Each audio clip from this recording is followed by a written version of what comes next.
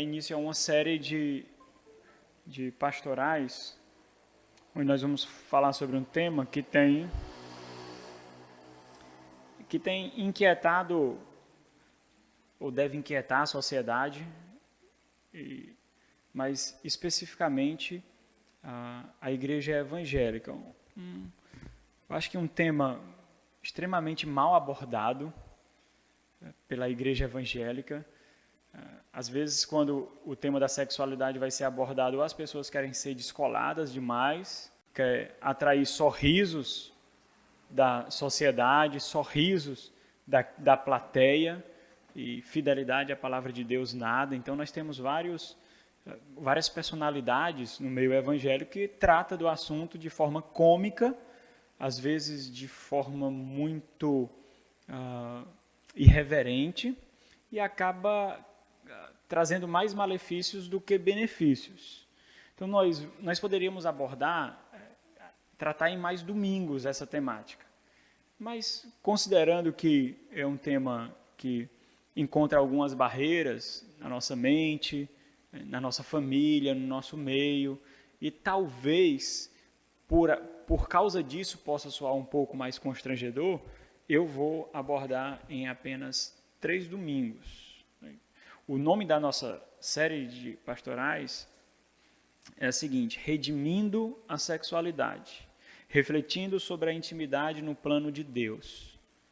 Onde nós encontramos, onde Deus colocou o lugar da sexualidade, o lugar da intimidade em seu plano. Por que redimindo? Porque a sexualidade ela foi vulgarizada. Então, ou tem aqueles, como eu falei, que são muito descolados e querem quebrar tabus, ou tem aqueles que não falam no assunto. Esse assunto não entra nos seus lares, não é conversado ou trocado diálogos com os filhos, com os cônjuges. Eu penso, sinceramente, meus irmãos, que isso só acontece por uma falta de compreensão da sexualidade bíblica, da sexualidade do plano de Deus. Simplesmente por isso. Por isso nós ficamos com vergonha, por isso nós ficamos acanhados, e talvez por uma cultura muito católica que ainda penetra na nossa mente, na nossa estrutura, de que sexo é algo ruim. A sexualidade é algo sujo. Na igreja da Idade Média, por exemplo, a virgindade era exaltada e a sexualidade, a falta de relação sexual era impulsionada, era considerada mesmo na relação matrimonial. Ou seja, aqueles que eram casados, eles eram levados a não praticarem atividade sexual. Justamente por isso. Justamente por quê? Porque, como todos os aspectos da humanidade, essa área também foi maculada pelo pecado. Essa área também foi manchada pelo pecado. Então, acabou-se confundindo qualquer prazer, qualquer satisfação em qualquer área como sendo algo negativo. E aí nós vemos a exaltação do celibato, nós vemos a exaltação da virgindade como meio de alcançar a santidade, considerando que a sexualidade é algo sujo, é algo nocivo, e não é. Então, nós temos que refletir muito bem sobre isso. Para quê? Para que nós tenhamos uma percepção mais bíblica, ou inteiramente bíblica, e possamos nos relacionar com a nossa família, respondendo o questionamento dos filhos, desenvolvendo diálogos com os cônjuges sobre essa temática e colocando no lugar onde Deus colocou. O sexo, ele não foi criado por Satanás. O homem caiu, não existia isso. De repente o homem caiu, e caiu, pronto, criou-se a sexualidade. Então nós pensamos muitas vezes assim quando falamos. É importante isso porque não tenham dúvida, seja em qualquer esfera da sociedade que for, os seus filhos vão aprender sobre isso, seja no lar ou na escola, ou na rua, eles vão aprender sobre isso. Nós devemos gerir o seu aprendizado para administrarmos melhor a forma como eles devem aprender. Se nós colocarmos diante deles, e aí vocês que vão, como pais, vocês que vão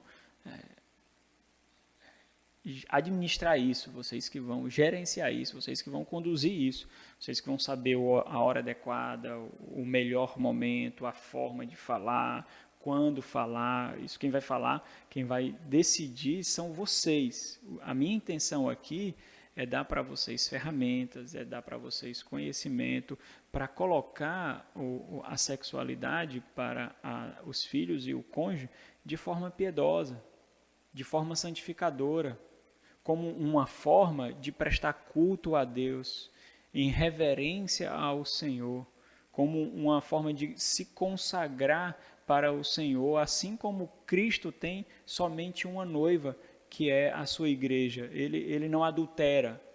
Então nós devemos entender melhor essa realidade para que nós possamos preservar o ouvido, os olhos, a boca das crianças, dos jovens, em relação a abusos sexuais, em relação à pornografia e todos os malefícios que veio por decorrência da queda, maculando o ideal de Deus, maculando aquilo que Deus colocou.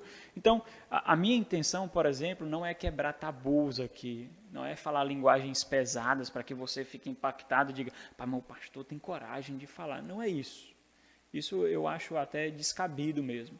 A minha proposta aqui é tratar de forma extremamente bíblica, mas extremamente bíblica. Então, aquelas baboseiras que muitas vezes falam em encontro de casais, em palestras sobre casais, isso os irmãos não vão ouvir, né? E nem vou fazer uma análise sobre toda a discussão da ideologia de gênero, da busca por satisfação sexual, independente das esferas onde são buscadas. A minha proposta não é essa. Nós vamos tratar da Bíblia, o que a Bíblia diz. Então, concebendo como a Bíblia aborda essa temática, os irmãos vão conseguir discernir o que é certo e errado, onde é tratado de forma correta e onde não é. Primeiro de tudo, e aí eu vou oferecer algumas dicas para os irmãos, e aí os irmãos vão decidir se usam ou não. Quando for tratar desse assunto com seus filhos, não queiram ser seus amiguinhos. Antes de vocês serem amigos dos seus filhos, vocês são pai e mãe. Não queiram ser amigos, porque amigo com o tempo pode perder o respeito, pode perder a autoridade. Pai e mãe não. Tem um filme do Denzel Washington. Claro, ele não retrata o ideal de família, mas uma certa cena lá ele tem uma postura interessante. Eu acho que é Fences, o nome do filme, Cercas, eu acho. E aí o filho está brigando com o pai e requerendo, né, o afeto, o amor, a aprovação, a amizade do pai. E o pai, de forma até dura, ele diz assim, eu não preciso ser o seu amigo. Eu não preciso. Eu só tenho que ser seu pai. É isso que eu tenho que ser, seu pai. Né? Então, hoje, o que acontece é o quê? As mães preferem ser amigas das suas filhas do que mães. Os pais preferem ser amigos dos seus filhos do que pais. E aí, meus irmãos, nós acabamos concorrendo com a sociedade aí fora, porque eles vão achar amigos mais legais. Os pais hoje nunca conseguirão ser tão descolados quanto os amigos lá fora. Nunca. Não vão conseguir. Eles são retrógrados, eles ficaram para trás. Não dá para competir. Então, não queiramos ser amigos, especialmente quando nós falamos dessa temática. Nós vamos tratar em 3 domingos. Hoje, por exemplo, a sexualidade idealizada por Deus e a confusão causada pela queda. Próximo domingo, se assim Deus permitir, desfazendo a objetificação da mulher, a mulher como considerado apenas um objeto na nossa sociedade. Uma ilustração bem clara disso é quando você vê o anúncio de uma festa e diz assim, mulher não paga. Por que diz isso? As primeiras 800 mulheres são grátis. Por quê? Né? Então a mulher é considerada apenas um objeto hoje. Então vamos desfazer isso, recuperando então a imagem e semelhança que Deus colocou na mulher, assim como colocou no homem. No terceiro domingo nós vamos tratar sobre nutrindo uma mentalidade sobre sexualidade piedosa no lar. Como nós tratarmos desse assunto, como nós tratamos qualquer outra área. Sabe, quando seu filho perguntar sobre isso, você não vai ficar, meu Deus, e agora o que é que eu digo? Ah, meu Deus, o que é que eu vou falar agora? Não sei o que dizer. Agora me pegou de surpresa. Nós temos que ter uma compreensão bíblica para tratar sobre essa temática no seu devido lugar.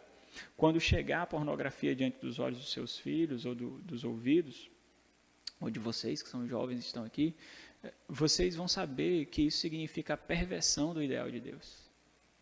Vocês vão saber que isso significa criar fantasmas nas suas mentes e nos seus corações, que um dia irão causar grande perturbação, especialmente quando vocês estiverem casados.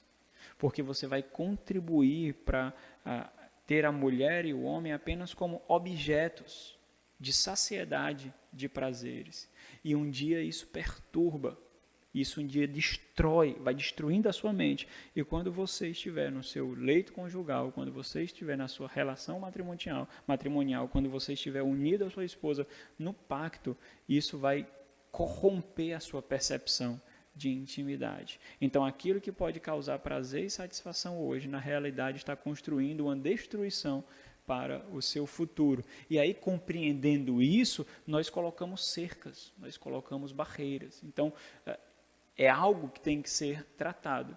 E dificilmente é tratado. Nós temos hoje jovens que são completamente despreparados biblicamente para intimidade conjugal. Completamente despreparados. Eles não sabem nem o que falar, eles não sabem nem como se portar, eles não sabem nem como abordar isso. E isso, meus irmãos, não tenham dúvida, destrói o relacionamento entre marido e mulher. Principalmente quando não entende o que é o pacto. Nós temos que ter uma compreensão muito elevada do que é o casamento, muito elevada do que é a família. O casamento não é sustentado por prazeres, o casamento não é sustentado por intimidades. O casamento é sustentado pelo pacto, pelo compromisso entre homem e mulher e também entre homem, mulher e Deus, onde misticamente o Senhor dos dois faz uma só carne diante do Senhor. Então, é por isso que é sustentado. Quando existe, então, a idolatria do prazer, nós buscamos outras realidades e não a fidelidade ao pacto. Então, o que é que nós vamos fazer hoje? Nós vamos ver o primeiro ponto, que é a sexualidade idealizada por Deus e a confusão causada pelo pecado. Então, vamos fazer assim. Se você tiver alguma dúvida, e aí você pode ficar à vontade, você pode perguntar. Se tiver dúvida, algum questionamento, algum apontamento, você pode perguntar tranquilamente. Hoje o que nós vamos tratar, se nós queremos ver o que Deus idealizou, nós vamos para onde? Nós vamos para a Gênese, a origem. Como foi o ideal de Deus quando Ele criou todas as coisas? Então, nós vamos para lá. É para lá que Paulo vai quando fala sobre a relação de homem e mulher, quando fala de intimidade. É para lá que Jesus vai quando fala da união entre homem e mulher. É lá que todos vão. Então, nós temos que ir para lá.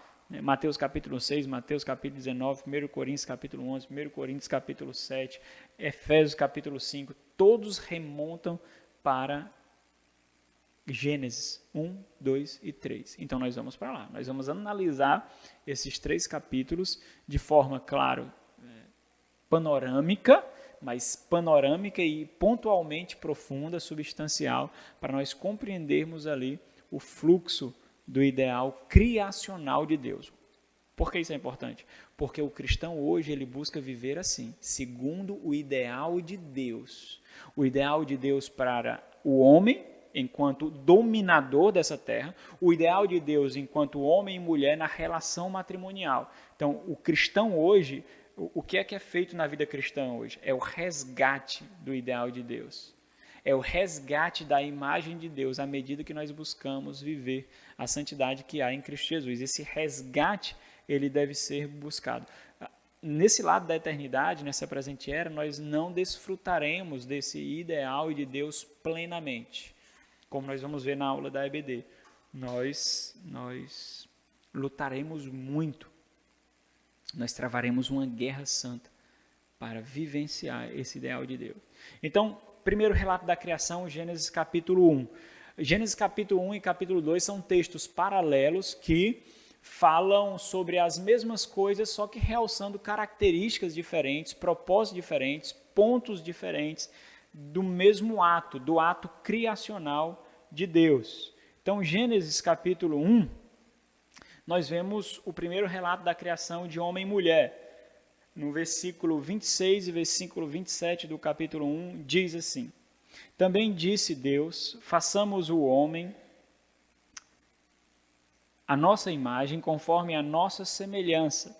Tenha ele domínio sobre os peixes do mar, sobre as aves do céu, sobre os animais domésticos, sobre toda a terra e sobre todos os répteis que rastejam pela terra. Criou Deus, pois, o homem à sua imagem, a imagem de Deus o criou, homem e mulher os criou. Então nós vemos aqui, o termo traduzido aqui por homem não é o termo que é usado no capítulo 2, por exemplo. Homem aqui e mulher, homem quer dizer ish. Homem no hebraico é ish. Mulher é ishá. Quando vai falar no capítulo 2 sobre homem e mulher, que fala o varão e a varoa, é um texto hoje não compreendido e usado às vezes até como jargão, ou varão, ou varoa. Mas as pessoas não sabem de onde vem isso, não sabem o que significa isso. Varão e varoa têm a mesma raiz, não tem? Varão, varoa. Então, essa tradução teve a ideia, teve a intenção de mostrar que o homem e a mulher vêm da mesma raiz. Homem é ish, mulher é ishá. Por isso que mais à frente ele diz, ela é adequada para mim. Ela é minha igual. Nós vamos desenvolver isso, ok? Então, homem aqui não é ish, homem aqui é macho. Mulher aqui não é ishá, mulher aqui é fêmea. Importante, porque Deus não criou um homem para o homem. Porque Deus não criou uma mulher para a mulher. Deus criou um macho para uma fêmea. Deus criou um homem, o sexo masculino, para o gênero masculino, para uma mulher, o gênero feminino. Deus criou um para o outro. Então, esse é o ideal criacional do Senhor. Nós vamos no capítulo 2, nós vemos o segundo relato da criação do homem, ressaltando características diferentes. Capítulo 1 e capítulo 2 de Gênesis são textos paralelos que realçam características diferentes. Aqui ele destaca, por exemplo, tanto a primazia em relação aos papéis do homem e à mulher, como a autoridade do homem em relação à mulher. No capítulo 2, no versículo 7, nós vemos: Então formou o Senhor Deus o homem, aqui já é Adão, fala do ser humano apontado para o homem, formou o Senhor Deus ao homem do pó da terra e soprou nas narinas o fôlego de vida, e o homem passou a ser alma vivente. Nós já estudamos muito sobre o homem ser alma vivente, o que significa isso. Em outra oportunidade nós veremos mais. A ideia de que Deus soprou o seu fôlego, soprou o seu espírito no homem, e o homem passou a desejar Deus. Essa é a ideia. Aqui representa o ideal do Senhor, aquilo que Deus criou sem mácula, sem pecado, sem desgraça. Capítulo 2, versículo 7, nós vemos também a igualdade em valor, e aí é importante ver isso colocado entre homem e a mulher. Os dois são iguais em valor, mas distintos em papéis. Em papéis, entre homem e a mulher, não existe igualdade, existe complementaridade. A mulher complementa o homem de acordo com a função e a missão que ele recebeu, sem a qual ele não cumpre a missão que ele recebeu do Senhor. Então, a perspectiva de homem e mulher é enquanto valor e igualdade, enquanto papéis ou funções, complementaridade. Um complementa o outro. Vamos desenvolver isso melhor. Os irmãos vão perceber que falando sobre isso, eu não vou ficar falando sobre sexo, não é? Não é essa a ideia. Nós temos que conceber a estrutura e onde Deus colocou cada coisa para que nós possamos compreender onde nós devemos considerar cada realidade. Então, no capítulo 2, no versículo 18, a partir do versículo 18, nós vemos Deus olhando para o homem e considerando que não é agradável que ele esteja sozinho. Falta algo para o homem. E é importante ver isso, porque quem faz esse diagnóstico não é o homem, é Deus que faz esse diagnóstico. E aqui nós vemos a celebração do casamento.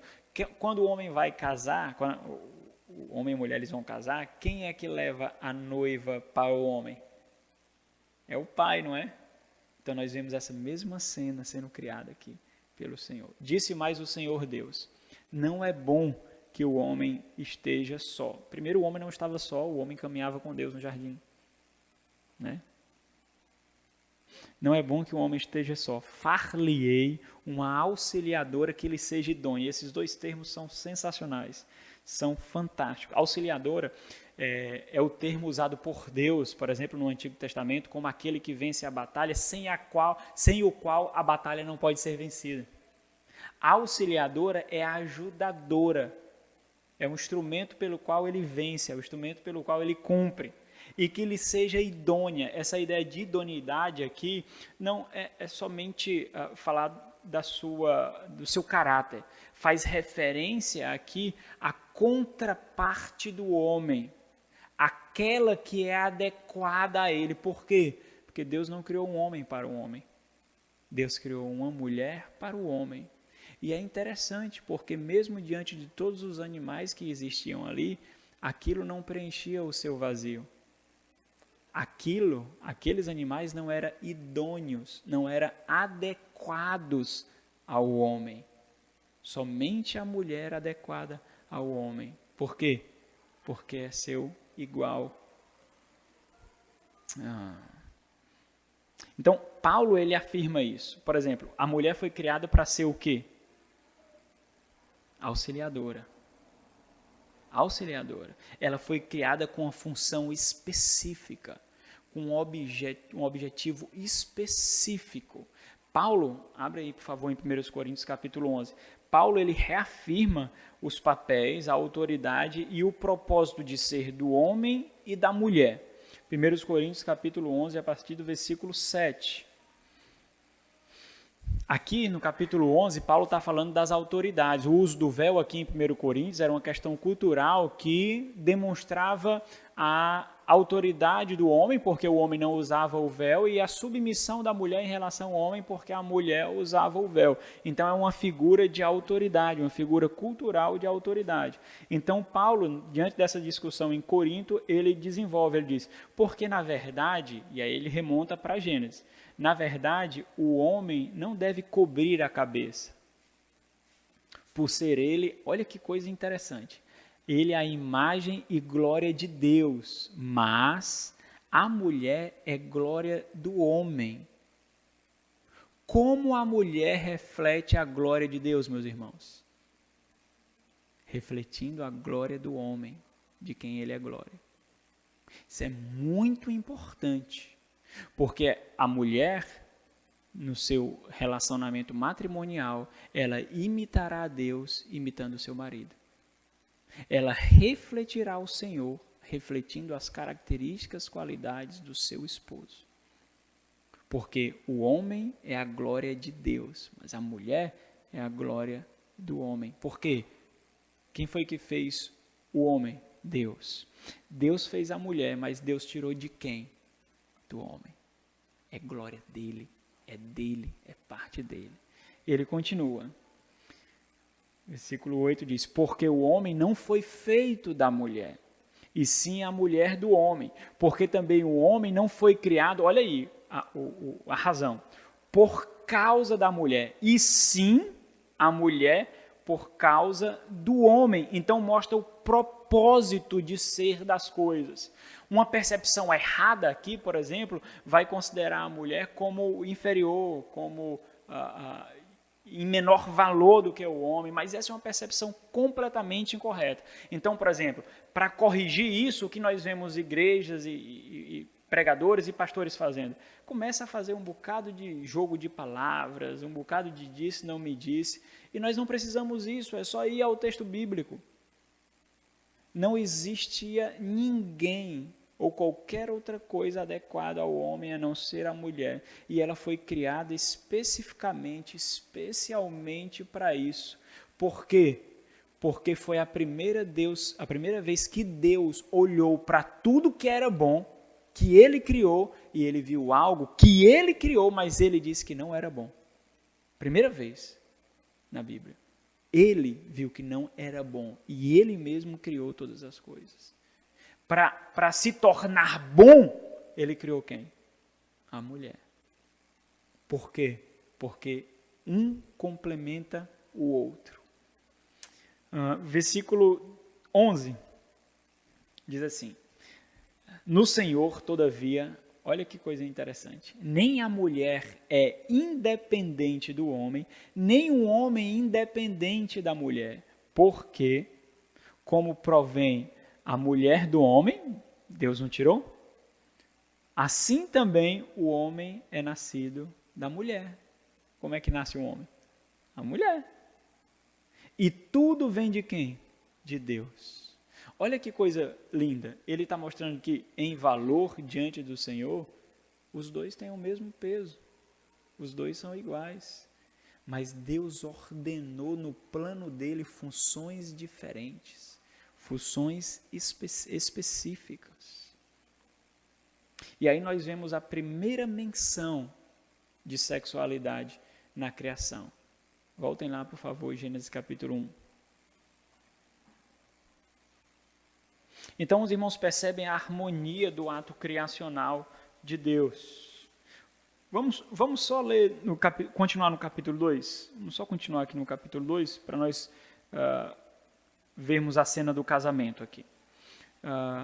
Havendo, pois, o Senhor, capítulo 2, versículo 19, depois do diagnóstico de que Deus viu que o homem não era bom, então ele faria um auxiliador.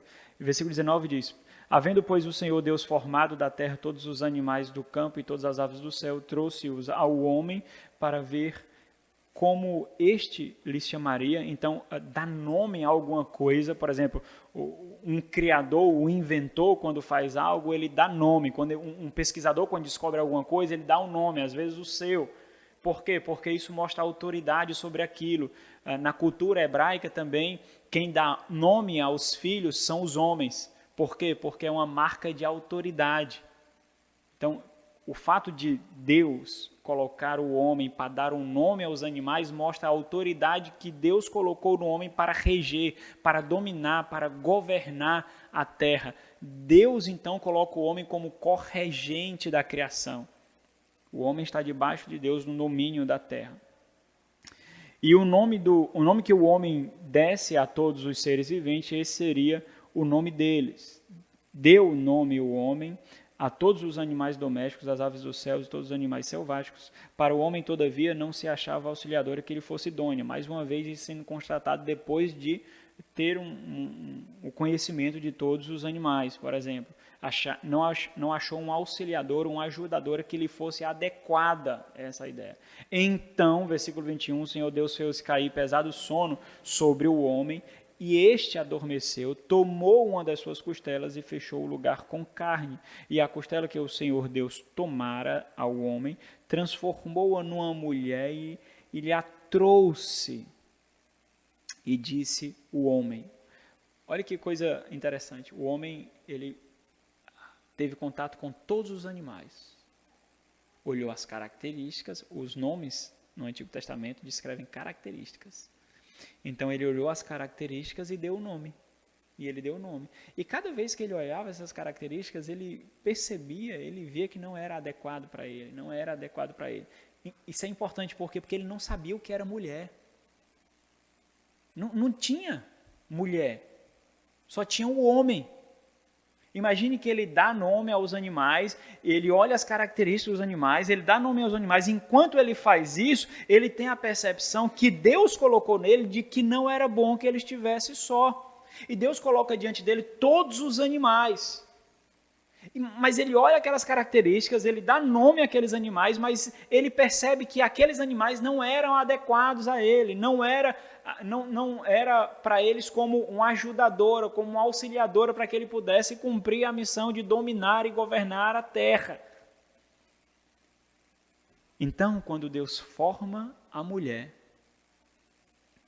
Deus coloca diante dele, Deus leva ele, e aqui aí nós vemos a cerimônia de casamento. Então o homem diz: esta finalmente é osso dos meus ossos e é carne da minha carne. E ele faz o quê? Ele dá o nome a ela. Primeiro ele diz: essa é minha igual. Depois ele mostra a autoridade que ele tem sobre ela e a igualdade de complementariedade que os dois têm. Chamar-se-á varoa, olha a raiz, porque do varão foi tomado. Ok. Nós vemos a primeira menção sobre a sexualidade no capítulo 1, versículo 29. E aqui nós vemos o primeiro propósito para a sexualidade. Deus não criou as coisas, por exemplo, sem objetivos, sem propósitos. Deus, para cada coisa, Deus colocou funções específicas na criação. Deus gere a criação, porque Ele a domina, porque Ele a cria. No capítulo 1, no versículo 28, nós vemos então a primeira menção da sexualidade e nós vemos o objetivo. E Deus os abençoou, homem e mulher, e lhes disse: sede fecundos, ou seja, frutifiquem. E aqui é como ordem, é um imperativo aqui. E multiplicai-vos, e sejam numerosos. Então, o primeiro propósito para a sexualidade, e aí os filhos têm que saber disso, o nosso lar tem que saber disso. Hoje nós temos a idolatria do prazer, então nós achamos que o sexo é somente para o prazer. Não é. Isso não é o primeiro propósito. O primeiro propósito é para a procriação. Esse é o primeiro propósito. Sede fecundos, multiplicai-vos. Depois dessa celebração pactual realizada por Deus do versículo 8 ao versículo 23 do capítulo 2, é enfatizado então a fidelidade de um para com o outro. Isso é o que, por exemplo, o Senhor Jesus fala em Mateus capítulo 19, quando fala do divórcio e novo casamento. Deus mostra o versículo 24 do capítulo 2, pode ir para lá? O versículo 24 do capítulo 2 é um comentário daquilo que foi realizado, daquilo que foi feito do versículo 18 ao versículo 23. Não é Adão falando. No versículo 23, nós vemos Adão falando do capítulo 2, e o versículo 24 e versículo 25 é um comentário que Deus faz. Como nós sabemos que Deus faz? Porque Jesus diz no Mateus capítulo 19, versículo 4. Não disse o Criador? Por isso deixou homem pai e mãe. Jesus diz que esse comentário aqui, quem está fazendo no capítulo 2, versículo 24, quem está fazendo é Deus. Então o que é que Deus diz? Por quê? Porque o homem achou alguém que lhe fosse idônea, porque o homem achou alguém que lhe fosse adequada, uma mulher para um homem, por isso deixa o homem pai e mãe. O homem é emancipado, a mulher é emancipada, e se une à sua mulher, tornando-se os dois uma só carne. Ora, um e o outro, o homem e a sua mulher, estavam nus e não se envergonhavam. Então aqui faz a descrição da pureza, mas especialmente o versículo 24 mostra essa aliança de fidelidade do homem e da mulher. Unir aqui, o homem se une à mulher, é uma figura de lealdade, uma figura de afeição e talvez pode ser relacionado à intimidade conjugal, especialmente quando fala-se de uma só carne. Mas isso é só um talvez, meus irmãos. Aqui muitos estudiosos colocam como se fosse o ato conjugal, onde os dois na relação se tornam um, mas eu sou mais propenso a pensar que não. Aqui, o que o Senhor quer descrever é essa união mística, em que de um Deus faz dois, né? Do homem Deus faz dois, homem e mulher, e dos dois Deus faz um no casamento. É assim. Essa união. Por quê? Porque o Senhor Jesus diz o quê? Aquele que Deus uniu não separa o homem. Então não é só conjunção carnal. Então não é só intimidade sexual. Por quê? Porque foi Deus que uniu. Essa união no pacto, essa união no casamento, é uma união mística, é uma união realizada na esfera espiritual. É tanto que não se pode se separar por qualquer coisa. O divórcio não pode ser banalizado como é banalizado hoje. Ok, então essa união que nós vemos do homem e mulher pode ser prefigurada na intimidade conjugal, mas é apenas um símbolo do novo parentesco e o parentesco de autoridade que ele tem. Quando o homem se casa com a mulher e o homem se tornam mais importantes do que pai e mãe. Eles iniciam uma nova fase, eles iniciam uma nova família. Por isso que eles saem para começar uma outra família, para começar um novo parentesco. Mãe não deve ter mais primazia no coração do homem do que a esposa, ou do que o esposo, porque a mãe não é o seu igual, o pai não é o seu igual, a esposa é, porque o Senhor uniu.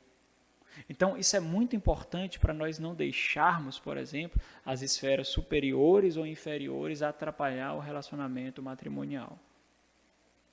Muito importante saber dividir as coisas. Ok, nós vemos Deus criando todas as coisas, colocando no seu devido lugar e colocando um propósito para o sexo dentro da esfera conjugal, dentro da esfera do casamento. É depois daqui, por exemplo, depois dessa cerimônia de casamento que nós vemos a procriação, né? O que foi que o homem fez? O homem, com a queda, ele trouxe confusão para o ideal de Deus. Confundiu completamente, corrompeu completamente a sexualidade no ideal de Deus. Veio a queda por consequência da desobediência. Então, a desobediência a Deus é uma obediência a si mesmo, é importante perceber isso. E isso não atingiu somente a raça humana, mas atingiu toda a criação. Paulo, em Romanos capítulo 8, diz que a criação geme, aguardando o dia da redenção. A queda do homem atingiu toda a esfera da criação, toda. Então, primeira confusão, Gênesis capítulo 3, versículo 16, a ordem dos papéis que Deus estabeleceu e a artimanha da mulher para cumprir algo que seria o seu desejo, mas que ela não conseguiria. Então, houve a queda, capítulo 3, nós vemos as sentenças de juízo, nós vemos a sentença de juízo para a serpente, que é o diabo, conforme Apocalipse, e nós vemos agora a sentença de juízo para a mulher, no capítulo 3, no versículo 16. E disse à mulher o Senhor, multiplicarei sobremodo os sofrimentos da tua gravidez. A ideia aqui é de que sofrendo sofrerás na tua gravidez. Ela sofreria intensamente. Juízo. Então, toda vez que a mulher ficar grávida e sentir dor, lembre que é por causa do pecado, como juízo, punição do Senhor. Ok? Multiplicarei sobremodo os sofrimentos da tua gravidez. Em meio a dores darás à luz filhos. Mas ele ainda mantém uma bênção aqui. Porque poderia a mulher não dar filhos. Deus ainda é bondoso com a criação. Deus ainda dá à mulher a graça de gerar vida. Ok. O teu desejo, e esse é o grande ponto, que é mais o juízo. Então, a falta de harmonia no lar, o grande desejo que a mulher tem de sobrepor a autoridade do marido, sobrepor a autoridade daquele que deveria ser um líder, na verdade é consequência da queda e a desarmonia por consequência do juízo de Deus. Ele diz, o teu desejo será para o teu marido e ele te governará. Aqui não tem nada a ver com desejo sexual, nada a ver. Porque a segunda parte não faria sentido. Como é que ela sentiria desejo sexual pelo marido e o marido governaria ela? Não faz sentido. Governar o quê? Não faz sentido. Esse mesmo termo é usado no capítulo 4 para falar do pecado a Caim. O pecado jaz à porta, mas a ti cumpre dominá-lo. A ideia de governar aqui, a ideia de dominar lá. Então, esse desejo faz paralelo ao governo, de que a mulher desejará governar em lugar do marido, e então irá ter esse combate, essa luta, e o marido é que vai dominar, mantendo o ideal de Deus nos papéis entre homem e a mulher. Agora, por que eu fiz menção a isso? Por que eu fiz menção a isso? Porque a mulher, para então cumprir isso, usará todos os seus artifícios. E o principal artifício que ela tem é a meiguice, é a doçura, é a beleza, é o corpo, é a sedução. Nós vemos isso, meus irmãos, em larga escala na sociedade, em filmes, na televisão como um todo.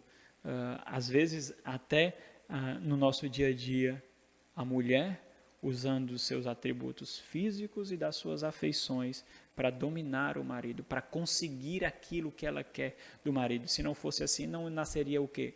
A prostituição, como profissão. Então a mulher acabou corrompendo o ideal do sexo, a mulher acabou corrompendo o seu papel na relação matrimonial. O homem corrompeu também completamente o seu conceito de fidelidade, o seu conceito de lealdade idealizado por Deus. E aí nasceu o quê? O homem percebeu, ou o homem viu que o seu coração já não se contentava apenas com uma mulher. Uma mulher é pouco para ele. E logo no início, nós estamos no capítulo 3, lá para o capítulo 4, versículo 19, já nasce a poligamia. Lameque, o primeiro ato de poligamia. Capítulo 4, versículo 19 diz: Lameque tomou para si 2 esposas. Em Adão, Deus levou uma. Adão tomou uma. E louvou a Deus, e adorou a Deus, e glorificou a Deus por uma que ele tinha. O pecado trouxe a corrupção dos desejos, a corrupção das afeições, e isso atingiu todas as áreas, todas, inclusive a sexualidade. Então, aquilo que nós olhamos com maus olhos, aquilo que nós olhamos como forma suja, não é porque a sexualidade ela é ruim em si, mas porque o pecado também tocou a sexualidade. E nós vemos o primeiro ato de poligamia em Gênesis capítulo 4, versículo 19. Deus tolerou a poligamia para a preservação da raça humana, para o cumprimento da sua aliança, nós vemos isso, mas nós vemos um rastro de decadência, discórdia e destruição nos relacionamentos poligâmicos. Deus estabeleceu limites, então. Passou a praticar vários meios de usar a sexualidade para conseguir bens materiais, bens financeiros, e aí nasceu então as prostituições e as prostitutas como profissão mesmo. E uma das profissões mais antigas é essa mesmo, não somente praticadas por povos pagãos, mas ao redor também do povo de Deus, onde era desprezado por Deus. Existiam leis que proibiam a prostituição.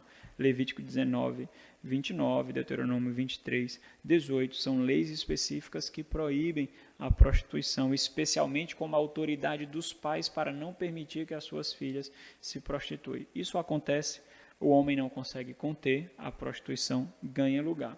E por causa da corrupção, o prazer e outros interesses que foram buscados pelo homem acabou tendo primazia e notoriedade a qualquer custo. O homem começou a idolatrar o prazer, a buscar o prazer a qualquer custo.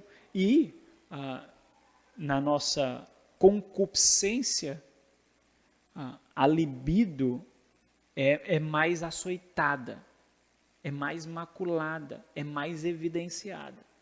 Por isso, a sexualidade passou a ser uma das maiores expressões de pecado, de corrupção diante de Deus, de falta de santificação, de algo sujo, por causa do pecado. E aí houve uma busca louca, frenética, para se conseguir prazer. E nós vemos então os atos sexuais, homossexuais, que é destacadamente mencionado em, por exemplo, Gênesis capítulo 19, fazendo referência a Sodoma e Gomorra, onde os homens da cidade, diante da casa de Ló, queriam ter relações sexuais com os anjos enviados por Deus. Aquele homem que recebeu os anjos, Ló, deu a sua filha aos homens da cidade para que eles não abusassem dos anjos, mas os homens não quiseram, eles queriam abusar dos anjos homens. Nós vemos que essa prática é completamente abominável diante de Deus, a ponto de Paulo falar em 1 Coríntios capítulo 6, a partir do versículo 9, que eles não herdarão o reino dos céus. O que nós vemos hoje, meus irmãos, por exemplo, é o que nós vemos no meio da igreja, é o que nós vemos no meio da sociedade como um todo. Por exemplo, por que no nosso país, e nós vemos isso durante todo o mundo, no mundo todo, por que querem a legalização da maconha? Por que buscam a legalização da maconha? Para baixar os índices de criminalidade, de tráfico. Por que querem a legalização do aborto? Para baixar os índices de criminalidade e com seus discursos de morte por causa do aborto, e aí vai. Mas por que isso? Porque nós não conseguimos conter. Se nós não conseguimos conter, nós podemos legalizar, porque assim a nossa sociedade cria-se uma aparência mais aceitável, moralmente limpa. Então, nós vemos essa mesma realidade hoje nas igrejas. Hoje tem igrejas chamadas igrejas inclusivas, igrejas para homossexuais. Por exemplo, lá em Fortaleza, se você for na avenida, perto da Igreja Batista de Parquelândia, é o nome de uma mulher. Como é o nome daquela avenida? Jovita Feitosa. Ali tem 2 igrejas inclusivas. 2 igrejas para homossexuais. 2 igrejas. Então, eles destroçam a interpretação bíblica, porque a Bíblia, como nós temos hoje, é uma herança patriarcal. É uma consequência de uma ideologia completamente machista. Então, ele destrói toda essa perspectiva, e nós vemos também a outra ramificação do feminismo. Então, hoje tem igreja somente para isso. Se nós não conseguimos combater, se é difícil demais nós combatermos esse pecado que está se alastrando na sociedade, nós fazemos o quê? Nós simplesmente aceitamos e nós não conseguimos considerar que não vem do Senhor. Porque as afeições são elevadas. As afeições. Como pode um amor tão lindo como esse não ser criado por Deus? É por isso que, por exemplo, no segundo casamento, independente de como se acabou o primeiro, aqueles que se casam a segunda vez usam o texto de Ageu erroneamente dizendo que a glória da segunda casa é melhor do que a da primeira.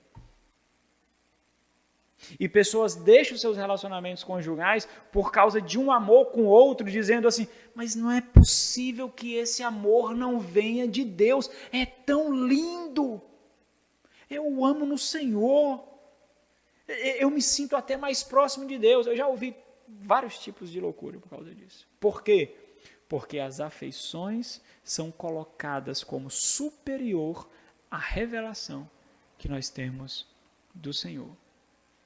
E nós acabamos trilhando, engrossando a fila da corrupção matrimonial. Nós vemos também incesto. Por exemplo, o primeiro incesto nós vemos logo no capítulo 19 de Gênesis, quando as filhas de Ló se deitam com Ló para perpetuar o seu nome. Não havia mulher. Ló saiu de Sodoma. A mulher de Ló virou estátua de sal porque não acreditou no Senhor e acabou duvidando. A sua curiosidade o matou olhando para trás. As filhas de Jó, então, Ló, vendo Ló, que o seu nome não iria ser perpetuado, elas deitam-se com o seu marido. Nós vemos o primeiro caso de incesto, nós vemos os 2 filhos de Davi, Amnon e Tamar, onde Amnon ele estupra Tamar e depois do estupro ela é tida como uma prostituta, como suja.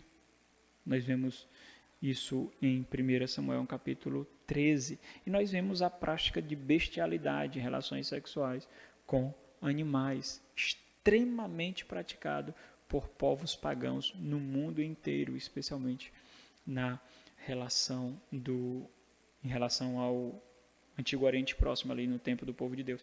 E eu vi uma notícia esses dias que na Noruega foi permitido o casamento entre homem e animal. Uma mulher se casou com um cachorro. Mulher se casou com um cachorro, vi essa semana. Por que não, se eu o amo? Quem é você para dizer que não é amor? Quem é você? Eu amo. Nós já tivemos no Brasil uma mulher que se casou consigo mesma. Consigo mesma. Eu me amo. Eu me amo. Eu me amo. Eu me amo. O divórcio até 2005 era crime. O adultério era crime até 2005 no Brasil. Até 2005 o adultério no Brasil era crime. Sob pena. Por que deixou de ser crime? Por que deixou de ser crime? Porque não afetou a moralidade, passou a não afetar negativamente a moralidade da sociedade. Então, virou normal. Hoje em dia, o que é que nós temos? A facilitação do divórcio. Nós podemos divorciar rapidamente. Né? Então, podem ter certeza, meus irmãos, tudo isso envolve a sexualidade. Os principais motivos é a busca pelo prazer, a emancipação do prazer, da idolatria do prazer. Tudo isso envolve a sexualidade.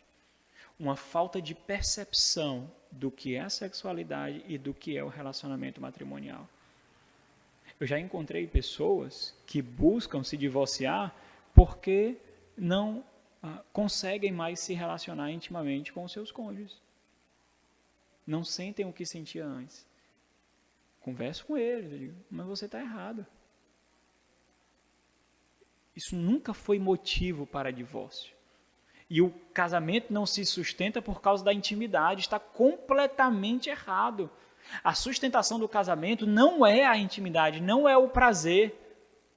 Está completamente errado, é completamente equivocado a pessoa que busca manter-se casado por causa dessa percepção. Ou aqueles que buscam se casar por causa de intimidade. Ok, então para a gente finalizar, meus irmãos, qual foi o ideal de Deus para a sexualidade? Buscando preservar o povo de Deus. Aconteceu a queda. Deus tinha que preservar o seu povo na humanidade. Nós vemos o primeiro propósito da sexualidade no plano de Deus. Capítulo 1 de Gênesis, versículo 28. Sede fecundos e multiplicai-vos. Nós vemos o segundo propósito. A mente do homem foi corrompida. Isso é importante perceber. A mente do homem foi corrompida. Atingiu também a sexualidade, especialmente a sexualidade por causa das suas paixões. Por causa da geração de prazer. Então, o pecado é o quê? É a busca por prazer longe de Deus. Isso é o pecado. O pecado, eu busco contentamento, eu busco prazer, eu busco satisfação em qualquer outro lugar que não seja Deus. Por isso, a sexualidade é mais evidenciada. O homem agora precisa ser protegido, especialmente o povo de Deus. Então, existem algumas orientações e ordenanças para isso. É muito importante compreender isso. Primeiro propósito para a sexualidade. Esse é o segundo propósito para a sexualidade. 1 Coríntios capítulo 7. O segundo propósito para a sexualidade nós vemos aqui, mencionado por Paulo, é uma proteção a ser observada para a preservação do ideal de Deus e a nossa integridade espiritual. No versículo 1 do capítulo 7, 1 Coríntios, Paulo diz assim, ó, quanto ao que me escreveste, então o que é que acontece? Parece que a igreja de Corinto escreveu uma carta com Paulo com algumas dúvidas, querendo tirar algumas dúvidas. Depois da vírgula, nós vemos aí, é bom que o homem não tome em mulher, não toque em mulher. Isso provavelmente, Paulo está fazendo uma citação daquilo que os coríntios escreveram para ele. É bom que o homem não toque em mulher, e Paulo passa a falar, por causa da impureza, cada um tem a sua própria esposa, e cada uma o seu próprio marido. O marido conceda à esposa o que lhe é devido. Ele está falando aqui, meus irmãos, de relação íntima. Bom ficar isso bem claro. A relação íntima entre homem e mulher não é opção no relacionamento matrimonial. É obrigação, é o direito que um tem sobre o outro, é o que Paulo vai dizer aqui. O marido conceda à esposa o que lhe é devido e também semelhantemente a esposa ao seu marido. Isso aqui, ó, tenha a sua própria esposa, é um mandamento. Versículo 3, o marido conceda, é um mandamento também, é uma ordem também. Por quê? Porque ele conhece a nossa mentalidade, ele conhece a nossa pecaminosidade, ele conhece a nossa fragilidade. Então, é para a nossa preservação espiritual e piedosa. Entenda como ele vai desenvolver. Versículo 4. A mulher não tem poder sobre o seu próprio corpo. O marido não tem... a mulher não tem poder sobre o seu próprio corpo, e sim o marido. E também, semelhantemente, o marido não tem poder sobre o seu próprio corpo, e sim a mulher. Não vos priveis, e aqui ele fala de relação íntima, não vos priveis um do outro, salvo talvez, e aí ele vai fazer menção por mútuo consentimento, por algum tempo, para vos dedicardes à oração, né, à busca de piedade. E novamente vos ajuntardes, para que Satanás não vos tente por causa da incontinência. Existem as pequenas exceções, daqueles a quem Deus faz eunuco. Né? As pequenas exceções, que é um dom. O eunuco, aquele que não sente desejo sexual para cumprir uma missão, é um dom dado pelo Senhor. Né? Nós vemos que isso é extremamente encontrado como exceção nas Sagradas Escrituras. Nós vemos pessoas que se fazem eunuco. Por exemplo, Paulo possivelmente ele não passou a vida toda casado. Ele era casado, alguma coisa deve ter acontecido, ou a sua esposa morreu, ou alguma coisa, mas ele não tomou mais mulher para si. Nós temos pessoas na Bíblia que nós enxergamos que não tomaram a esposa para si para se dedicar ao Senhor. Mas por causa da incontinência nós não podemos nos livrar. Então, primeiro propósito para o sexo, procriação. Segundo propósito para o sexo, proteção. Proteção. Isso é muito importante, meus irmãos, nós compreendermos. Porque nós vamos colocar no seu devido lugar a intimidade entre homem e mulher. Porque tudo à nossa volta diz que é prazer, deleite, prazer. Mas Deus não nos priva disso. O terceiro propósito é para o nosso deleite. E aí você vai ler um livro em casa. Mas não se escandalize não, porque é bíblico. Chama Cânticos dos Cânticos. É um livro de amor erótico nas Sagradas Escrituras. Eu tentei selecionar uma parte que não traga escândalo para deixar aos irmãos. Cantares, capítulo 2, versículo 4. Nós estudamos isso aqui. O terceiro propósito é o deleite. Deus nos concedeu prazeres. Então, olha que coisa maravilhosa. Deus ele nos concedeu prazeres e deleites, mas com uma cerca de segurança.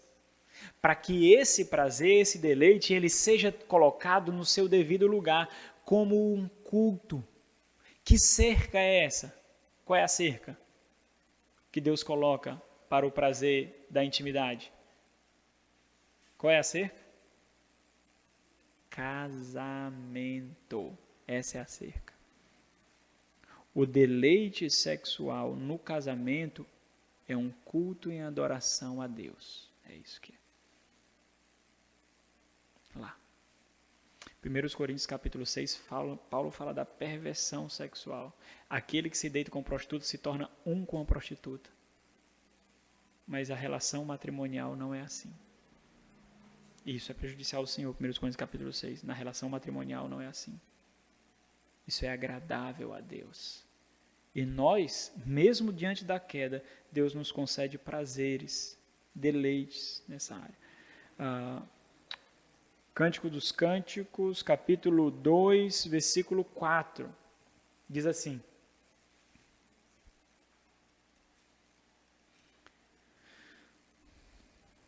a esposa falando: leva-me à sala do banquete, e o seu estandarte sobre mim é o amor. Sustenta-me com passas, conforta-me com maçãs, pois desfaleço de amor. Até o versículo 6. A sua mão esquerda esteja debaixo da minha cabeça, e a direita me abrace. E ele vai desenvolvendo isso. Ela fala uma coisa, ele fala outra, ela o elogia, ele o elogia, ela o exalta, ele o exalta, ela mostra o seu deleite por ele mostra o seu deleite por ela, ele louva a Deus por ela louva a Deus por ele. Esses são os 3 propósitos que nós encontramos para a sexualidade na Bíblia. Abre em 1 Tessalonicenses, capítulo 4, versículo 6. Então, o ideal de Deus, meus irmãos, para o seu povo é a pureza sexual. Nós vemos Paulo fazendo menção disso em diversos momentos dos seus escritos. 1 Tessalonicenses, capítulo 4, versículo 3 até o versículo 5, também descreve essa realidade como necessária para a nossa busca de santificação. Pois esta é a vontade de Deus, diz Paulo, a vossa santificação.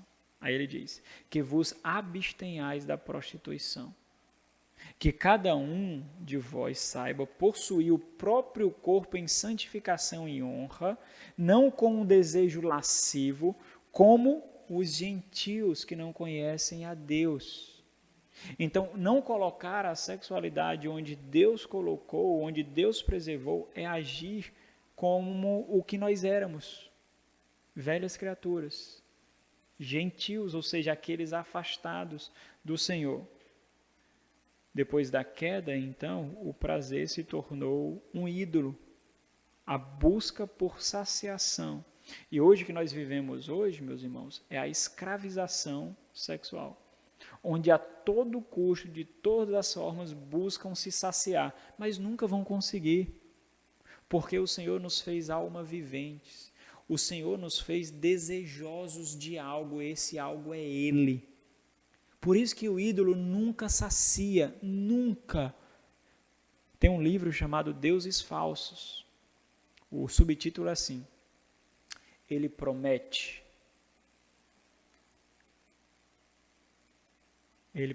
sucesso, sexo, dinheiro e poder. Mas é disso que você precisa?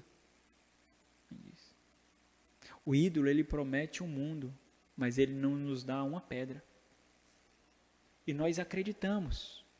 O prazer se tornou um ídolo. Por quê? Porque a queda, o que foi que ele fez? O Senhor nos fez alma vivente, o Senhor nos fez seres sedentos por Ele. O alvo que nós tínhamos apontava para Ele. A queda, o que foi que fez? Tirou esse alvo de Deus. E agora nós somos seres sedentos, mas nós corrompemos o alvo e nós buscamos prazeres em todas as coisas. Tudo aquilo que afaga nosso ego, tudo aquilo que aquece o nosso coração, nós buscamos prazeres. Mas nunca nós seremos saciados, a não ser no Senhor. A não ser no Senhor. E isso acontece também com a escravização sexual, onde busca a todo custo a felicidade na intimidade. Sexualidade por sexualidade não vai trazer felicidade. Não vai trazer contentamento. O pecado, meus irmãos, ele traz prazer. Se não trouxesse prazer, nós não buscaríamos o pecado. Mas são prazeres momentâneos. Pequenos prazeres momentâneos. Onde pedaços da eternidade é tirado de nós. Onde tira de nós o deleite pela eternidade. O gozo pela eternidade. Na relação de casamento é completamente diferente. O leito matrimonial é uma bênção. Douglas Wilson, naquele livro Reformando o Casamento, ele diz assim: o leito matrimonial cristão deve ser, ao mesmo tempo, disciplinado e libertador. Ali, aquilo que é tido na sociedade durante muito tempo na história como algo sujo, naquele momento, na relação matrimonial, é experimentado como uma bênção do Senhor. Perguntas? Perguntas? Não? Esse tema eu acho que ninguém faz pergunta, né? Um tema desse.